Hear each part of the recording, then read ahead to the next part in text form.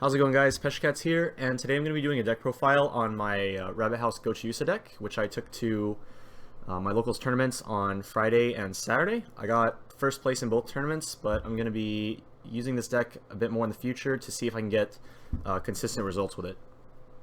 So Rabbit House got a lot of improvements from the first set, most notably being the new 3-2 Cocoa and Chino, which is pretty much the finisher of choice for a Rabbit House deck. It also got a couple level 1 plus combos with the level 1 Chino and the level 1 Rize. This deck I'm running the Chino combo.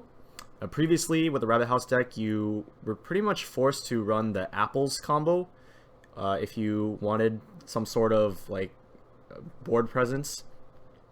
But now with this deck you just run like a pretty standard level 1 combo. You run over their stuff, you get pluses, and it plays fairly standard. Another amazing card that came out in the extra booster is the 0-0 Rize, which pretty much serves as this deck Akatsuki. It's very similar, but at the same time there are some key differences between the two types of card. So anyways, without further ado, let's get on to the deck profile itself. So I run this deck very utility based. It's like a compression type playstyle. It's a playstyle I've been trying to adapt more recently. I'm running 19 level 0s. A lot of people are gonna just think like that's like a lot of level 0s to be running. This is actually a number that I've been playing more recently. Like I've been playing higher counts of level 0. Previously I was used to like playing 16 or so, and now 18 or 19 seems like a pretty safe number for me. Because the level 0s are, like, for the most part utility based, you want to be able to just have cards that you can play at all stages of the game and adapt and pull stuff from wherever you need it from.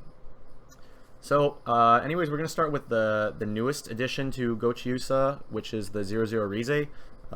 Just a quick side note, if you're playing this, you're doing it wrong. Gotta play that nice idle art. So 4 copies of this is pretty much an auto-include in my opinion in any Rabbit House deck. It has very similar to an Akatsuki effect.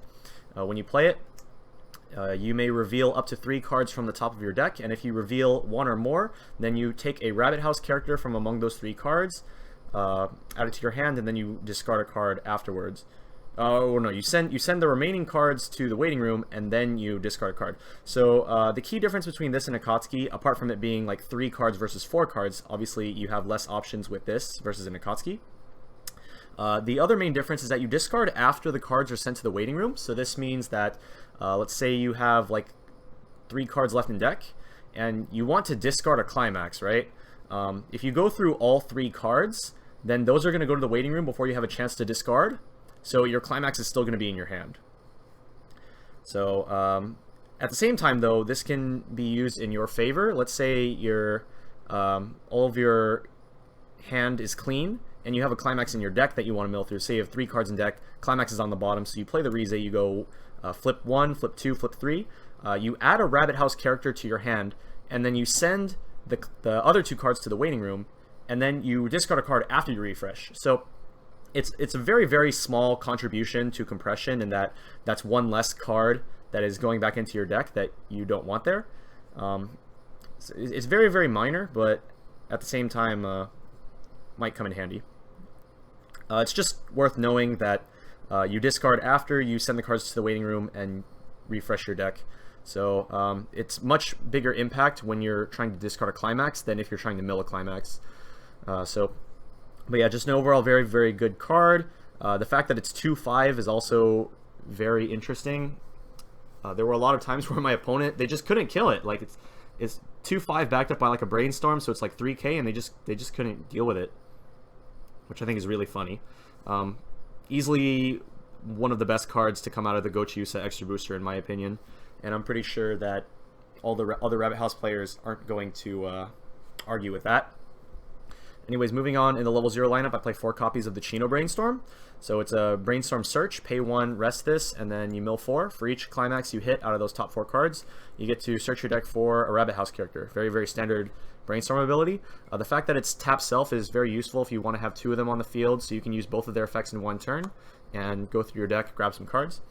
The other ability is at the start of your opponent's attack phase, you choose one of your characters and you give it 500 power until the end of the turn.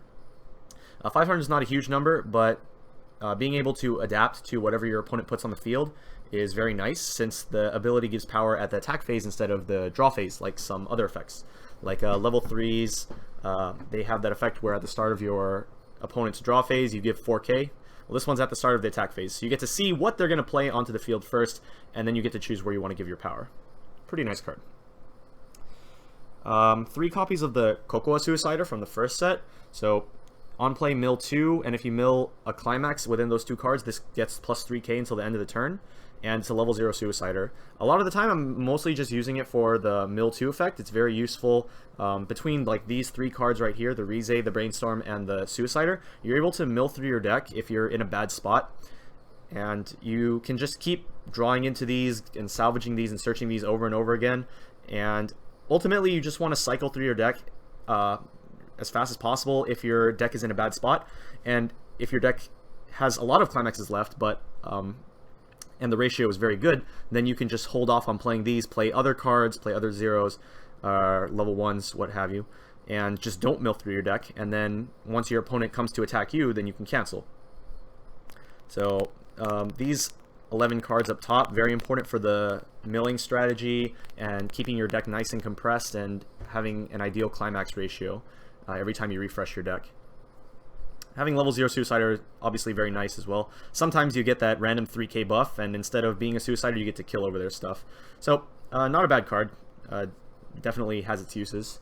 Very flexible at all stages of the game because of the mill. So I run 2 copies of the Ricky Salvage card, Cocoa. On play, pay 1, clock 1, and salvage a rabbit house.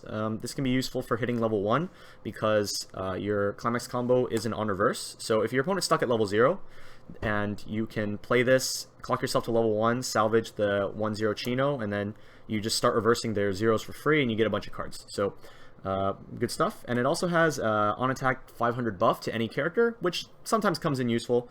But a lot of the times you're mostly just using it for the clock and salvage. 2 copies of this Rize, global 500 to all rabbit house, and you can pay 1 to pop an opponent's level 0 in the front row. This can be useful for killing runners sometimes if you just don't want to deal with that stuff, because this deck doesn't have any like anti-runner or anything like that. So just having the option to pop an opponent's level 0 in their front row, just pop the runners, pop the Suiciders, get that stuff out of the way so that you can keep the board and just start winning at level 0. Another interesting thing about this card is within the 12 games that I played in tournament with this deck so far, you can actually pay 1 for the pop effect, and then if your opponent doesn't even have a level 0 in the front, you can just pay 1 to whiff. And there's actually been times where I wanted to get a climax out, and I didn't have any other way to pay out a climax, so I just use the effect, pay 1, get the climax out, and then just do nothing. So sometimes comes in very handy. Next up on the 0 line is the Wood Frame Town Rize. It's basically Pucci Mikon. On play, you can give a 1500 buff to any Rabbit House character, and it can include herself. This mostly comes in handy during level 1 because your climax combo does want to reverse the battle opponent. So just giving that 1500 buff lets you get over stuff. It's pretty much run in the deck for the same reason that Pucci Mikon is run in the Two Lover deck, or China Dress Maya, depending on which color you want to use and how much money you want to spend. But yeah, pretty much run for the same reason. You need to run over stuff, then you play this card and you buff and you run over stuff. And the last card I played for the level 0 line is 2 copies of the TD Chino. On play, draw 1, discard 1. It's useful at all stages of the game, just utility card. You can use it for hand fixing, discard your climaxes, etc.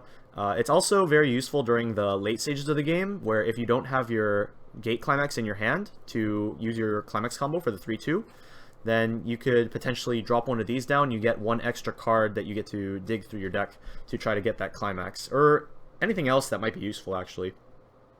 So ultimately it's like 13 cards that are like the really versatile utility throughout the game. This kind of just sits in your back row and buff stuff. This is more or less for the 1-0 climax combo, but you can use it to buff other things. And then this just gets you whatever you need. So a very utility-based zero game. I find myself with this sort of playstyle that I've adapted for this deck is that having a lot of zeros is very nice for the mid game, since I can play them, use their utility effects, and ram them into my opponent's field so that my field is empty. This not only lets me avoid my opponent's on reverse abilities for like their climax combos, but it also opens up my board so that they're swinging for more damage. And if the deck is compressed hard enough, and with a little bit of luck, I mean, this is Weiss Schwarz, you will be able to cancel pretty reliably, and you can build a damage lead that way by just poking with all these level zeros for 1s and 2s, while your opponent is attacking for like 3s or 4s, and they're just attacking into your climaxes, so you get to cancel. So 19 zeros, pretty much covers everything for that. All right, now moving on to the level 1s, I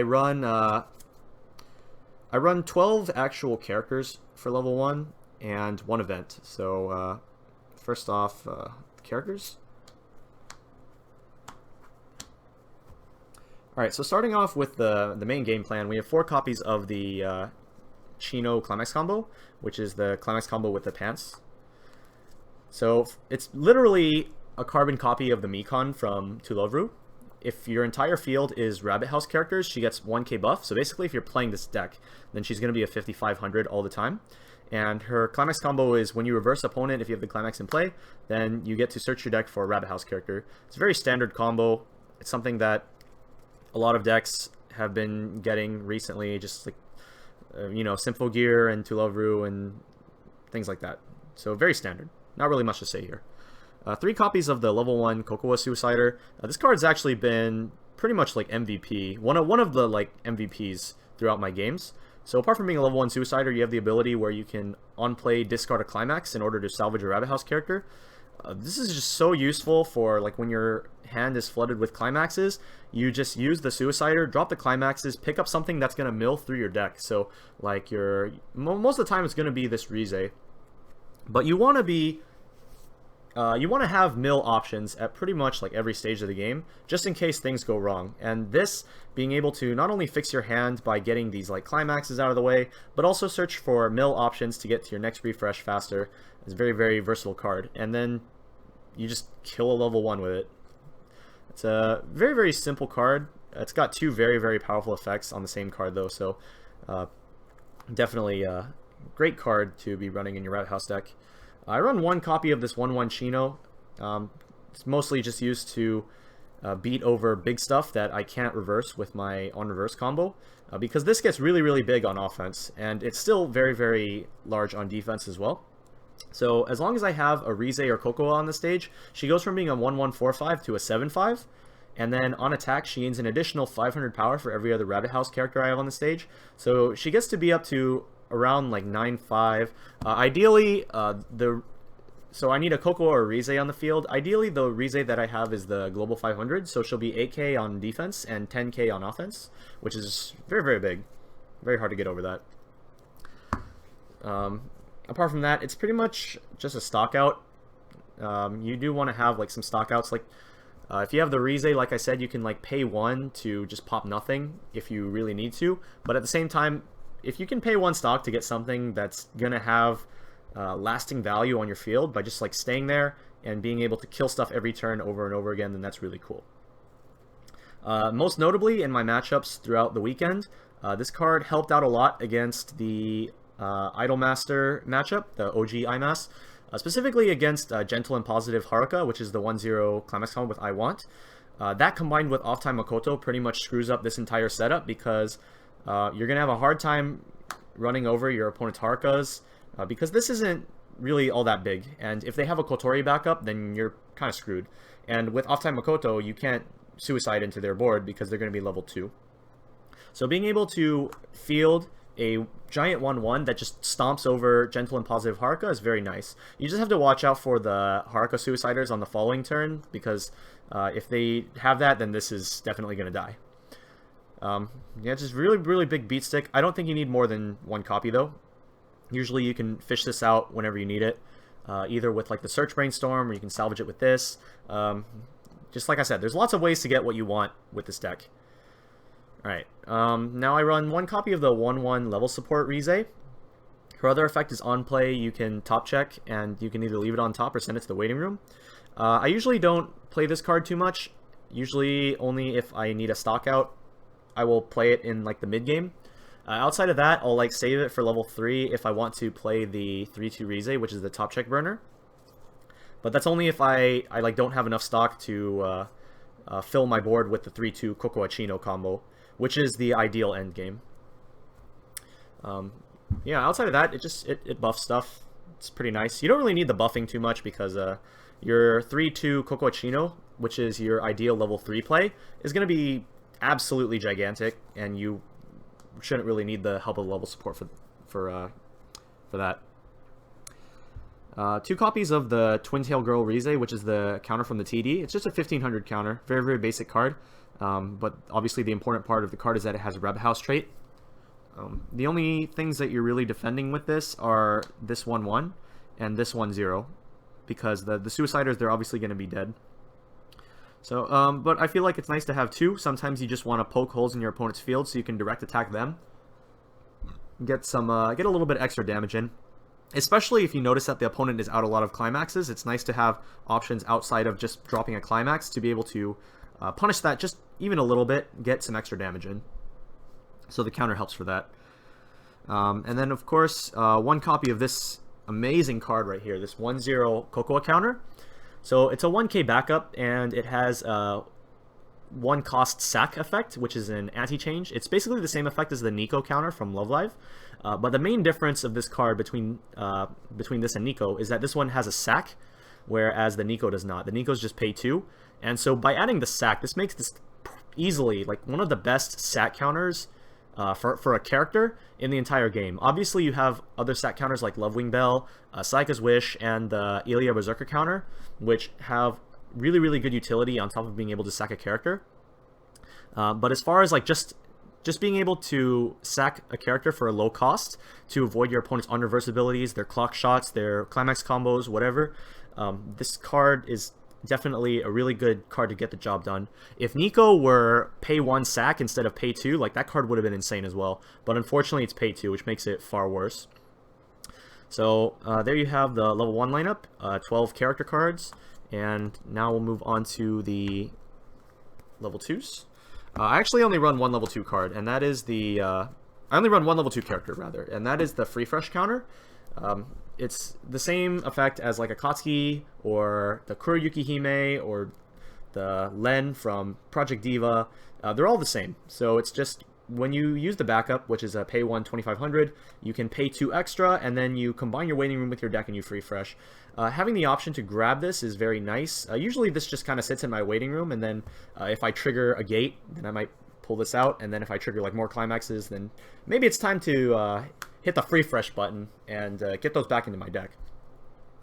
A lot of the time when I have done my finisher combo, I won't have enough stock to use this because I'll have used it all for my climax combos. So usually this is really only an option to use during like the mid game as just like an emergency reset button.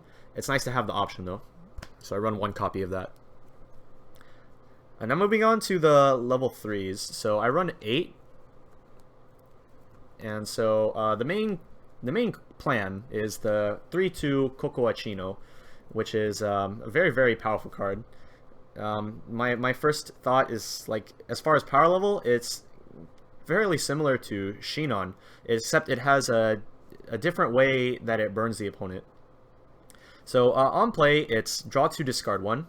So it basically cantrips itself and allows you to dig for not only more copies of itself, but also for the climax combo. Gains 500 power for every other Rabbit House character on your stage, which is nice. It lets you be pretty big on the defense. And the climax combo, which is obviously the real reason we run this card.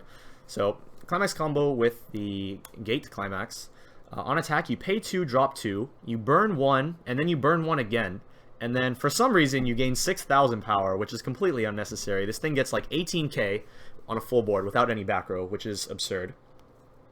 Kills like almost everything in the game. Like the only thing it can't kill is like a Devil Homura, or yeah, maybe just Devil Homura. Maybe Log Horizon, but you're not even using this Climax combo against Log Horizon if they have a like a Sharo bodyguard set up on the field, because you can't burn them. So there's no point for that. But yeah, so this Climax combo, very, very strong. The cost is very comparable to Shinon. Shinon is a pay 2, discard 1, whereas this card is a pay 2, discard 2. But when you consider that this card also effectively gets you a +1 on play with a draw to discard 1, then the cost is effectively the same. You're going to end with the same amount of stock and same amount of cards in your hand as if it were the same number of Shinon Climax combos from Sword Art Online. So that's why I like to compare it to that. Now the main difference between the two cards obviously is the way that they burn. Shinon burns for 4, whereas this one burns for 1 twice. So this has potential to take climaxes out of your opponent's deck with multiple pokes, while simultaneously being able to stick more damage. So like, let's say they cancel 1 burn and then they take the other burn. So you stuck 1 damage, but at the same time, your opponent still lost a climax from their deck. So it's a very, very, very good card. If you field like 2 or 3 copies of this card in 1 turn, then your opponent's going to be taking like way too many instances of damage in a single turn. And the fact that it burns on attack as opposed to like on reverse means that you're able to get around things like anti-damage counters, things like that. Like I had a game where I had a game where like I was 100% sure my opponent had like a money counter in their hand, or they had or a free fresh in their hand, and I was just like, okay, I can use my burn ability on attack before they get to use their counters, and I get to deal my damage and be done with it. So a very, very, very strong card, and easily one of the best additions to Rabbit House alongside of the 0/0 Rize. Alright, I'm moving on to the other level 3s that I run. So I run 2 copies of the Top Check Burn Rize. I'm never using the Pay 6 effect. That's completely absurd. You want to be using all your stock in the late game for this card right here. The ability that I want is on play, you reveal the top card of your deck, and if it's a Rabbit House character, then you burn your opponent for 1. And if your entire field is Rabbit House, this gains 1k. So this is like 11k. So if you're ideally, the amount of stock that you have is the same thresholds as Shinon, and obviously I've played a lot of Shinon, so I know that the stock thresholds for the Shinon Climax combo are you need 2 stock at the start of your turn for 1 copy, 6 for 2 copies, and 10 for 3 copies. So if your stock is a bit less than that, like let's say you have 8 stock, then you can comfortably go pay 2 for this, pay 2 for this, pay 2 for this, and then you're getting only 1 less burn than if you had played 3 copies, which is perfectly fine. Obviously, if you can play 3 copies of the Chino, then you want to go ham. You want that extra burn, you want the extra kill potential. But at the same time, having this as like a backup option, if you have like 8 or 9 stock, then that's obviously better than nothing. Like I said, never using the Pay 6 ability. The last card I run is the 2 copies of the TD Healer.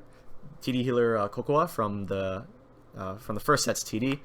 So if you have 3 or more of the Rabbit House characters, it gains 1k, and then on play heal. It's a very, very simple card, but it's a healer, and sometimes you're going to need the heal, and you're going to want to grab this card and just play safe. Just have this as a backup plan. So that's what this card is here for. Alright, so that's all for the level 3s, 8 level 3s. And finally, let's talk about the events. I run 2 events. So I run 1 copy of the TD event. It's a 1/1 blue event. You search your deck for a Rabbit House character, then you give a character 1k until the end of the turn. This can be useful for fishing out like a 1/0 Climax combo Chino. Let's say they like hit you to level 1. You play this, you search out the Chino, you get to reverse their stuff with the Climax combo.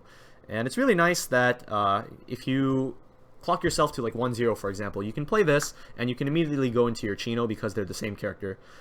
This is pretty different from like Tulovru. They don't have exactly the same event, obviously. Theirs is pay 2, discard 1, or no, search 2, discard 1. But obviously you don't want to pull Nick Micken, and then you have this like yellow 1/1 event in your hand, and you want to search your 1/0 Mekon Climax combo. So and you don't have yellow. So being able to play this and then immediately follow up with a Chino when you're at 1/0 is very, very nice. And the 1k buff also helps out for buffing any other Chinos you have in your hand. So like let's say I have like 1 Chino in my hand and I want to search a second one. So you play 1 first, and you play the event, you search a second one, and then you gave this one 1k. So yeah, very, very simple event. Just like this event is also a very, very simple card. It's a 2/2 salvage 2 rabbit house, and then you give 2k to a character. So you have the search 1, give 1k, and you have the salvage 2, give 2k. This one really is more for like paying out stock. Let's say you have a climax like 2 cards down. You play this, you pay out the climax, you grab 2 level 0s, you mill through your deck or whatever you need to do, and just handy card to have. I just run this as a 1-of. And lastly, the climax lineup, very obvious. 4 pants, 4 gates. You have the pants for the level 1 Chino combo, and you have the gate for the 3/2 Coco and Chino combo. These 2 cards combined allow you to keep up hand size if you do end up triggering them, and they can also help you fill up your hand with discard cards for your climax combo, because the discard cost is quite heavy. Ideally, you have enough hand going into your level 3 game that you won't need to trigger any of these to supplement the discard cost, but at the same time, like if you trigger a gate and you want to like grab the sat counter, the level 1 counter, then sure, by all means, go for it. Especially if your opponent has some sort of on reverse ability in the late game, like a clock shoot, then triggering that extra gate to grab that extra card definitely is going to help you out. Alright, so that covers the deck. A couple of things I just wanted to touch on as part of this video were some of the options that I did not choose to play in this deck. Originally, I was testing around with the early play Rize and 2/1 Cocoa support. So this Cocoa is a front 2k to level 3 or higher, and on play you give one of your characters 1k. And the Rize is an early play healer, which requires you to have both this Cocoa as well as the Chino Brainstorm on your stage as its early play condition. And it's an early play heal. On attack, it gains 2k if you have 3 or more? 2 or more, I think. Yeah, if you have 2 or more other Rabbit House characters, then this gains 2k on attack. Obviously, this would be fulfilled just by having the Brainstorm and the support on the field. Now, the reason I didn't want to play this card is because I wanted a bigger emphasis on just having a lot of clean stock, compressing my deck, and gaining card advantage through mostly I would just want to get my card advantage through brainstorming, actually, so that like I don't have to worry about paying too many climaxes out of stock or going too deep into my stock, things like that. And because of that, and as well with the explosiveness of the finisher, I didn't feel like there was too much of a need to like get ahead in damage at level 2 by healing. I felt that if I could compress my deck well enough, then I would just naturally cancel opponents' attacks, and I wouldn't really have too much of an urgency to heal. Now, that being said, this is a very, very nice card in that its early play condition isn't dependent on how many climaxes you're in your waiting room like other early play healers. Like, a lot of people are playing the 2 or less climaxes in my waiting room. I can early play this. This one doesn't have that restriction. You can play it early on in your deck rotation, or you can play it late in your deck rotation, which is a very nice plus of this card. Now, the main reason that I chose not to run this, though, is because of the amount of stock you need to invest in order for the early play to come online. Because you need to have this card on the field already, so it essentially becomes you need to invest 3 stock in order to get this online, which is not something that I necessarily wanted to do. Like I said, I wanted to just keep as much clean stock as I possibly could, and then just go on compression from there. So for that reason, I chose to drop this card and instead go with the TD healer, the Cocoa, and I dropped this card as well in favor of the Rize level support because I have the extra utility of getting the top check for that. So I can either like know what my first trigger is going to be, or I know what my burn is going to, or if I know my 3/2 Rize is going to be able to burn or not. So I went with that game plan instead, and I guess it worked out. So yeah, not running these cards. Another card that I chose not to run is this Rize, the Anti-Change Suicider.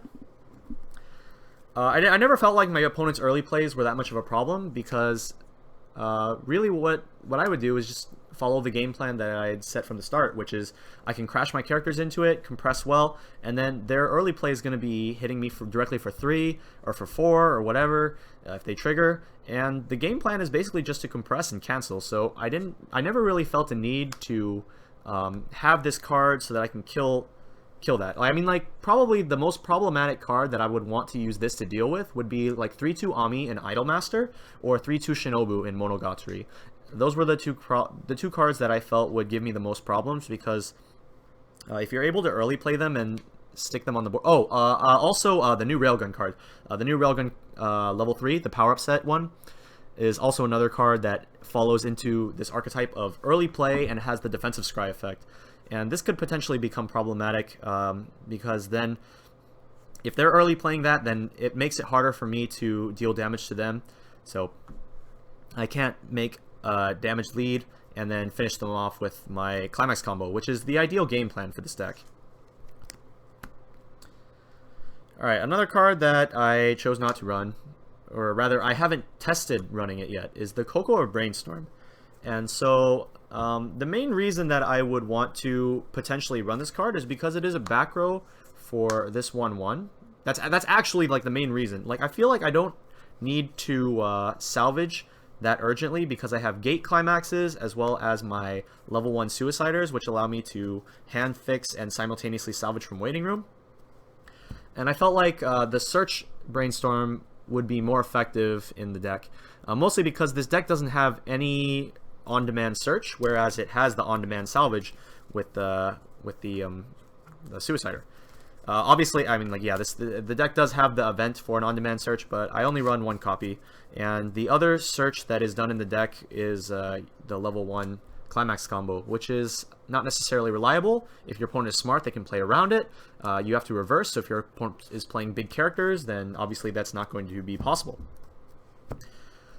But yeah, I like, once you take all that stuff out of the equation, I feel like the only reason that I would really want to run this card over the Chino is because it enables this to gain the 3k power. Obviously with a Chino, it's not a Coco or a Rize, so I can't gain that buff. That being said, I have plenty of other cards that will enable the buff. Lots of different Cocoa and Rize cards, and we have the ideal back row that I would have in order to turn this card on, which is the 0/0 Rize Global. Ideally, this is the card that I want in my back row if I want this to gain power. So, like, my back row setup would be like most of the time just this plus this, and then I'll have this on my field. This gets really big. So yeah, I just don't feel like I need on-demand salvage nearly as much as I need on-demand search, which is what my Chino Brainstorm fulfills.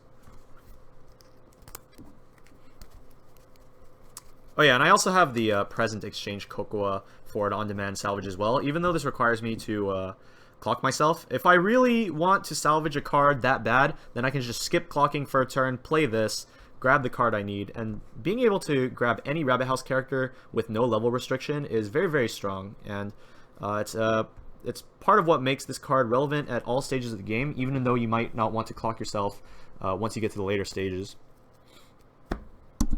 Alright, two other cards that I chose not to run for my level 2 game are these counters. So this deck has, the Rabbit House deck has a lot of very interesting counter choices that you could be running. I chose the Free Fresh just because it is probably the biggest impact of the 3 counters that I could use.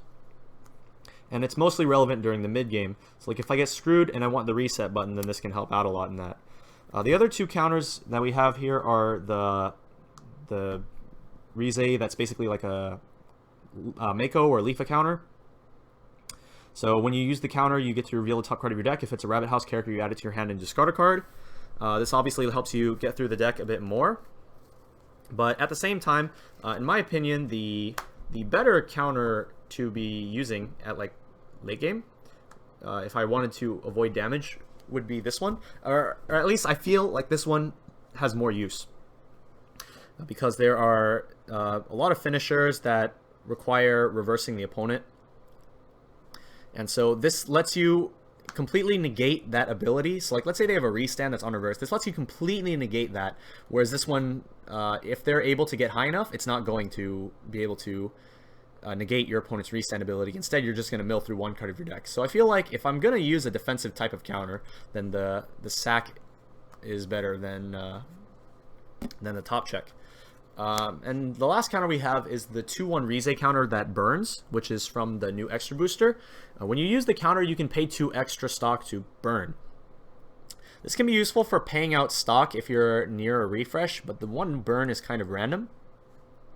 The other use for it is, like, let's say your finisher combo was like just barely not enough to kill your opponent, then like you could use this to burn your opponent for 1 on their turn, get that surprise win. But at the same time, you're not going to have stock for this. Like, ideally, you're going to be using all your stock on your level 3s, playing your finisher, using the combo, throwing in an extra 3-2 Rize for extra burn, or a 3-2 Cocoa for a heal, or whatever. And you're not going to have any stock to play this card and use its effect.